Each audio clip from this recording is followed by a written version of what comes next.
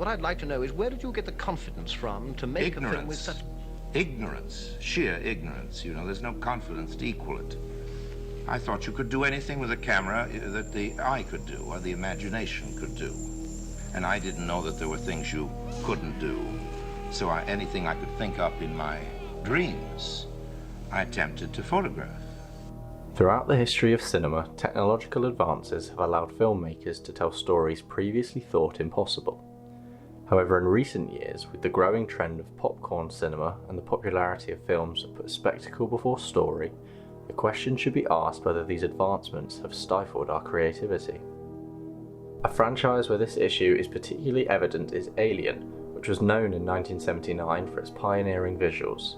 However, despite their much more impressive effects, the recent installments of Prometheus and Covenant have been met by lukewarm receptions. I will analyse why this is and investigate other ways in which filmmakers can build tension and create drama. So, with my question, in what ways have VFX changed creative approaches in the sci-fi horror genre in mind, let's look at Alien.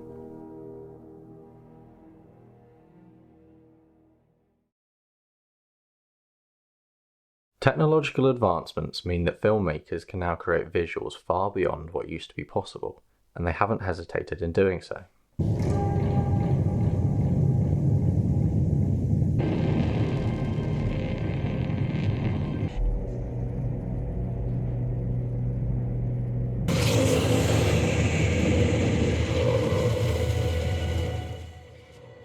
And I'm curious, technology has changed. If you could redo a moment or a scene for the original film with the technology that you had for Covenant, what is a moment that you'd like to just maybe just tinker around with? From the original Alien? Yes, sir. I wouldn't. You wouldn't? It's perfect. The original Alien is an effective horror because it aligns us with characters that are essentially truck drivers in space. It makes us feel completely out of our depths and therefore helpless in the face of danger. It was also one of the first films to use the final girl trope. As first defined by Carol J. Clover in 1992, a final girl is a trope in horror movies referring to the female protagonist who remains alive at the end of the film. After the other characters have been killed, she is usually placed in a position to confront the killer. And that had to be her, transition during the whole story, as opposed to being a kind of junior officer, but even below decks, that's kind of fundamentally not taking us seriously. In his book Story, Robert McKee writes, "A passive protagonist is outwardly inactive while pursuing desire inwardly in conflict with the aspects of his or her own nature. Therefore, by making your protagonist passive and out of their depth like this, you raise the tension and again add to that feeling of helplessness."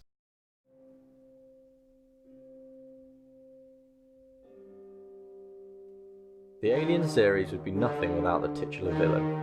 The biomechanical nightmare that stalks the crew of the Nostromo is one of the most iconic film characters of all time.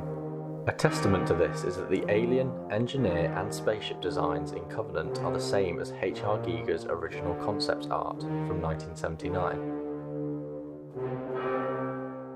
Instead of millions of dollars of CGI, the original Alien costume was made largely from plaster, with a variety of items for other things, such as condoms for its lips and a real human skull for the head. The design and imagery of the alien's reproduction cycle contribute to a disturbing vision of violent rape, unwanted impregnation and birth. By perverting something so intimate and personal, it disturbs our subconscious on a primal level. Of course, I pictured something much more, routine, like a big blob of yellow jello chasing people. At the audition, met Ridley, who I liked right away, and he first showed me these astonishing drawings by Giger that just, were so startling, and I realized I'd never seen anything like this in a movie. A survivor, unclouded by conscience, remorse, or delusions of morality.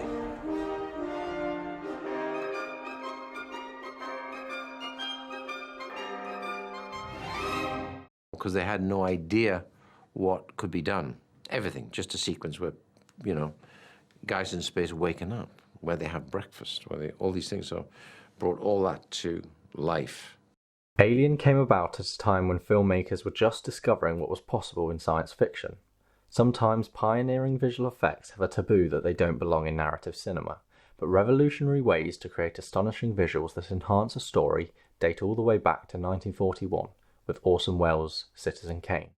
So it's a matte painting. They cut out a little sliver around each head, and they have a sheet basically of light behind it that they're moving around, and it gives the impression of the heads just moving a little bit from these little like white rims that shift around on the heads. Cool. Whoa, no way. It's such a awesome, clever trick to make a moving crowd here. Taking a great deal of influence from 2001: A Space Odyssey and Star Wars, Alien was amongst the first to do things like spaceships so brilliantly. But where 2001 shows a very clean look, and Star Wars has grungy elements but is still an epic space opera about magic powers and sci-fi samurai, Alien took it to new heights by emphasising the mundanity of the situation, having its events revolve around a crew who are, as I said before, essentially truck drivers in space. In an article from 2003, Roger Ebert says that despite its influences by Star Wars, Alien sidesteps Lucas's space opera to tell a story in the genre of traditional hard science fiction, with its tough-talking crew members and their mercenary motives. He goes on to describe the film as one in which engineers and scientists, not space jockeys and ray gun blasters, deal with outer space in logical ways. The run-down and realistic aesthetic of the film can be seen in how the characters interact together, and nowhere does this culminate better than in the chestburst scene. The mundanity of this scene interrupted by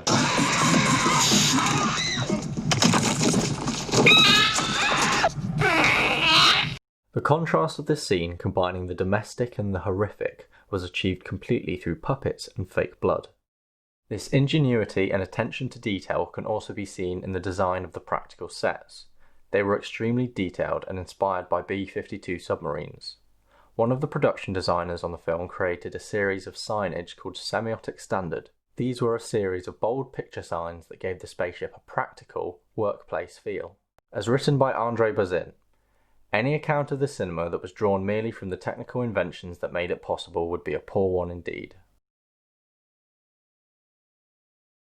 Sometimes the best way to get around technological restraints is a trick of the camera. As Martin Scorsese says, cinema is a matter of what's in the frame and what's out. Horror is built on tension. Tension doesn't come from watching a giant ship explode, it comes from waiting for the explosion. As Alfred Hitchcock explains it, 4 people are sitting around a table, talking about baseball, whatever you like. 5 minutes of it, very dull. Suddenly, a bomb goes off, blows the people to smithereens. What do the audience have? 10 seconds of shock.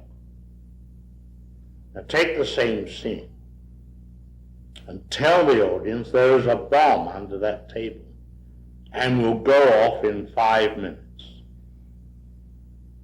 Well, the whole emotion of the audience is totally different. Because the alien was just a guy in a costume, they couldn't just show it out in the open and well lit as it would have looked fake. So through quick cuts, dramatic lighting and a jarring soundscape, Scott builds this sequence.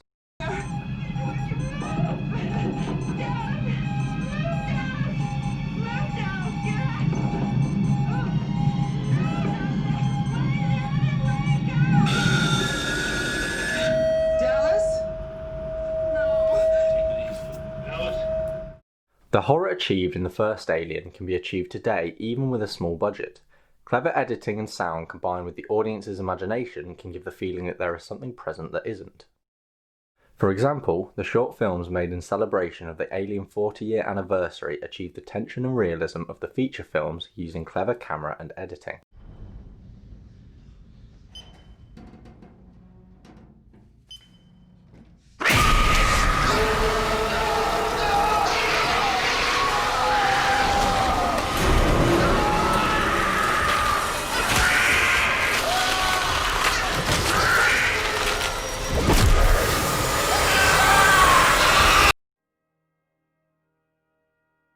It could therefore be argued that technological advancements have stifled creativity in modern films, but that's not the fault of the technology, it's the fault of the people using it. We built a set for that, and we enhanced it with visual effects, and visual effects technology has been wonderful for enhancing those things and increasing the vocabulary. Trying to do these things trying to use real locations. I've always preferred real locations to sets for the same reason. There's a feeling of reality, there's a feeling of being somewhere that matters. VFX have their place enhancing a film, but only when it serves the story.